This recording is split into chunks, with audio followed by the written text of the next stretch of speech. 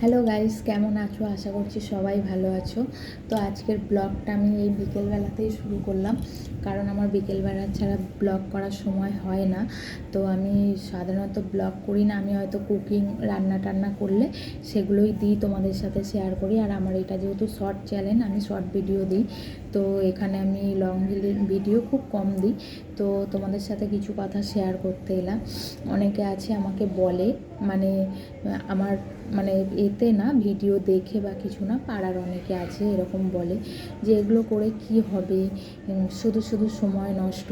দেখো, আমি মানে তাদের কথা গায়ে মাখি না, কারণ কি বলো তো, আমি জানি আমি কি করছি, আমি এতে কোনো নোংরামো খারাপ কিছু করছি না। তো সবথেকে বড় কথা, আমি দেখো, আমি প্রথমে সেলাই মেশিনের কাজ করতাম। আমার যখন বিয়ে হলো, আমি আমার মানে বিয়ে হওয়ার পর থেকেই 6 মাসও যায়নি, 3 মাস থেকে আমাদের ওখানে জরির কাজ হতো, তো সেই জরির কাজ করতাম। আমার বোন দিয়ে যেত আমাকে বাড়িতে। এবার আমার বোন একটা ইয়াং মেয়ে, মানে সব সময় নিয়ে যাবে, আর আমার বোন একটু খুবই দুর্বল টাইপের, তো ও অত ভারী ভারী জিনিসগুলো নিয়ে যাবে, তো আমার খুব কষ্ট হতো দেখে। তো আমি বললাম, বোন বাদ দে, তোকে আর দিতে আসতে হবে না, আর আমি এখানেই যে কোনো কাজ খুঁজে নেব। যেহেতু তোমাদের দাদা ভাইয়ের ইনকাম খুব কম, তো সেই জন্য আমাকে আমার রাস্তাটা দেখতে হবে। সেই জন্য আমি লটকান করা শুরু করলাম। প্রথমে লটকান করা শুরু করলাম, তো লটকান করতাম। 100টা করলে 20 টাকা দিত। সেটা করলাম, করতে করতে করতে করতে তারপর চুমকি বসানো, ওই লটকানেরই ওরাই দিত চুমকি বসানো, সেটা 1000টা করলে 20 টাকা এরকম দিত। তারপর দেখলাম না, এরকম করে তো হচ্ছে না। তারপর পাঁপড় বেলে এখানে আমাদের, তো পাঁপড় বেলতে ধরলাম। তো একদিন বেলতে ধরেছি, আমার কোমরে এত ব্যথা করছে, আমি বললাম না, এটা আমার দ্বারা সম্ভব হবে না, কারণ তখন তো আমি জানতাম না আমার সিস্ট আছে। তো আমি যতই ঝুঁকে করতাম আমার পেটে প্রচণ্ড ব্যথা হতো, তো আমি বুঝতে পারতাম না কেন। তো সেই জন্য করলাম না। লাস্টে আমি বললাম, তাহলে আমাকে একটা মেশিন কিনে দাও, সেলাই মেশিনের টুকটাক আমি কাজ করব। আমাদের এখানে ঘরে ঘরে সবার সেলাই মেশিন, কেউ তোমাকে সেলাই করতে দেবে না, তোমাকে করলে হাটের মাল করতে হবে। তারপর আমি হাটের মাল করা শুরু করলাম। হাটের মাল প্রথম প্রথম একটু কম করতাম। তারপর যখন আমার সিসটা ধরা পড়লো, তো সিসটা ধরা পড়েছে, আমাদের অত পয়সা নেই যে আমরা অপারেশান করাবো।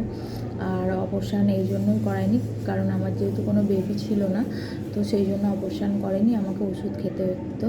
তো ওষুধ যে ডাক্তার দেখাতাম প্রচুর খরচা হতো, আর আমাদের সত্যি বলতে তোমার দাদা যা ইনকাম করতে তাতে হতো না।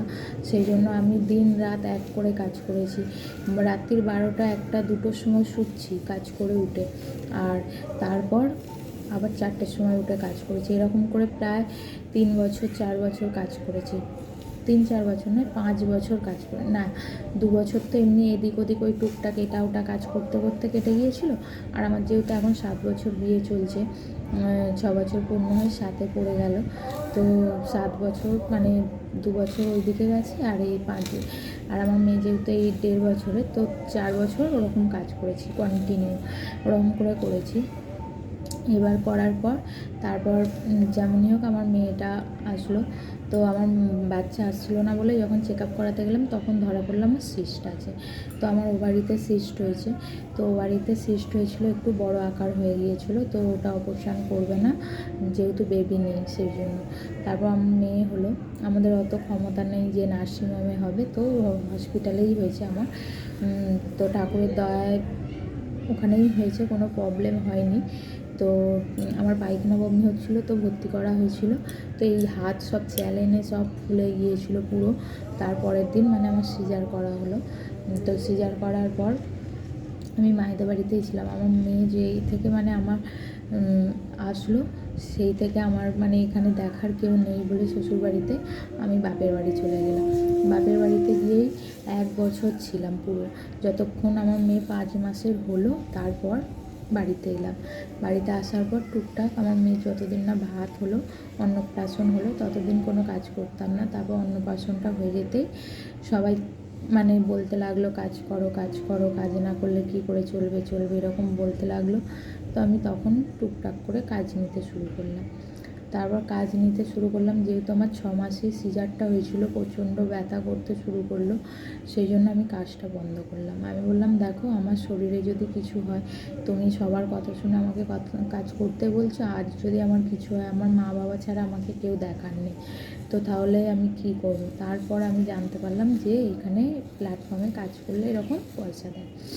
তো আমি তারপর চালু করলাম। যেহেতু আমি কি করব ভেবে পাচ্ছিলাম না, আমি মানে খুলে রেখেছিলাম চ্যানেলটা। তো আমি যেহেতু সেরকম কিছুই জানি না, নাচতে পারি না, গাইতে পারি না, কিছুই পারি না, তো কমেডি ভিডিও করব সেরকম কেউ নেই যে কমেডি ভিডিও করব, কিছুই করতে পারবো না। তাহলে আমি করবোটা কি? রান্না বান্না করব যে কেউ ধরার নেই, বা ক্যামেরা একটু কেউ ধরে দিক, কোনো স্ট্যান্ড ট্যান্ড নেই, তো কী করব তাহলে?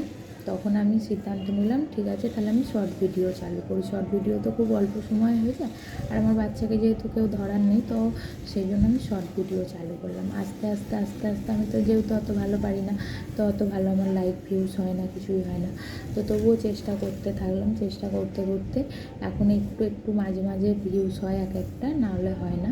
তো এই নিয়েও অনেক সমস্যা সৃষ্টি হচ্ছে, অনেক কথা বলছে, এই হ্যানা ত্যানা। কিন্তু আমি একটা কথাই বলবো যে আমার যখন অসুবিধা, আমার যখন দরকার ছিল, কেউ আমার পাশে দাঁড়ায়নি। একমাত্র আমার মা। আমার শরীর খারাপ হলেও আমার মাকে ছুটে আসতে হয়, কেউ দেখার নেই, চোখে চোখ পড়লেও কেউ জিজ্ঞাসা করার নেই, দেখার নেই। তাহলে আমি কেন তাদের কথা শুনবো? আমার যেখান থেকে 2 পয়সা আয় হবে সেটাই আমি দেখব। আর আমি যদি কোনো দিন কিছু করতে পারি তো হবে, আর যদি না হয় তো কপাল খারাপ, সেটাই ভেবে নেব। তো এই নিয়ে মানে অনেক অশান্তি হতে থাকলো, তাও আমি কাজ করা বন্ধ করিনি। আমি আমার হাজব্যান্ডকে এটাই বোঝালাম, দেখো আমাদের দরকারে কিন্তু কেউ আমাদের দেখেনি, কেউ আমাদেরকে 2 পয়সা দিয়ে সাহায্য করেনি। 2 পয়সা তো দূরের কথা, কেউ আমাদের মানে সাহায্যটুকু করেনি।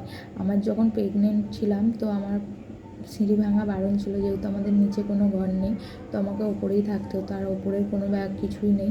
তো সেই জন্য আমার ঘরটা প্রচণ্ড ছোটো, তো আমি নিচেই সব কিছু করতাম। তো আমি যেহেতু পারতাম না, আমার মা এসে 15 দিন থাকতো, আমার দিদি এসে 15 দিন থাকতো, আমার বোন এসে 15 দিন থাকতো, এরকম করে পালা করে করে থাকতো।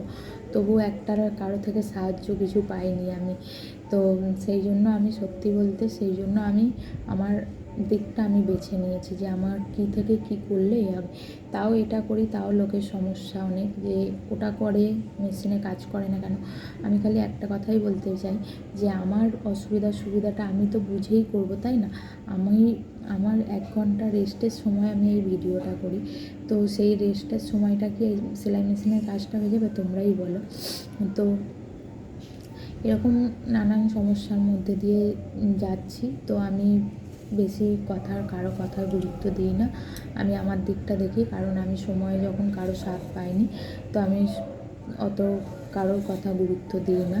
তো আমার জীবনের এটাই অর্ধেক, মানে কিছুটা কথা তোমাদের শোনালাম। জানি না তোমরা কে কী মনে করবে, তো তবুও বললাম। কিছু মানে কিছু খারাপ লাগা তৈরি হয়ে যায়, সেগুলোই তোমাদেরকে বললাম। অনেকে আমাকে লাইভে আসলে বলে যে এগুলো করে কি হবে, তুমি কি পয়সা পাবে, এগুলো বলে। তো আমি সেই জন্যই বললাম। তো আমার কথা যদি তোমাদের খারাপ লাগে তো ক্ষমা করো। আমি আমার জীবনের সাথে বলেছি, আমি কারণ নিয়ে বলিনি, আমার সাথে যেটা ঘটছে আমি সেটাই বলেছি। তো সবাই ভালো থাকবে। নমস্কার, হরে কৃষ্ণ।